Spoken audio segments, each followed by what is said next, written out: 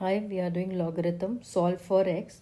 Log 15 into root 5 to the base x is equal to 2 minus log 3 into root 5 to the base x. We'll get all the logs on one side. That is 15 into root 5 to the base x minus 2 minus will come this side, becomes positive. That is log 3 root 5 to the base x is equal to 2. Now what we will do, we will use the law of logarithm.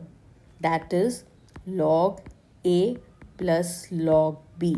As the base are same here, so we can use this law. That is log a into b. So this will become log 15 root 5 into 3 root 5 to the base x is equal to 2. Now we will solve this portion. This will become 15 into 3, that is 45, and root 5 into root 5 is 5. So 45 into 5 we will do, that is log 225 to the base x is equal to 2, because 45 into 5 is 225. Now we will convert to exponential form. Convert to exponential form. How do we convert it to exponential form? If it is log b to the base a is equal to y, the base remains the same, that is a, and the log value will get interchanged with the log.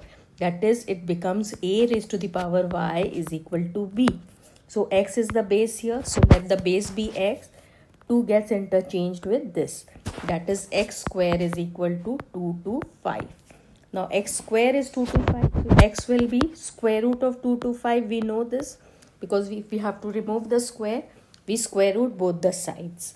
So this is x is equal to 2 to 5 ka square root. 2 to 5 ka square root will be plus minus 15, right? Now here the x was as the base. So what will happen? The base of log must be positive. Therefore, or so, x is equal to minus 15 is not allowed. So what will be the value of x? It will only be plus 15 in this case, because the negative value of the base is not allowed. So we will take x as plus 15.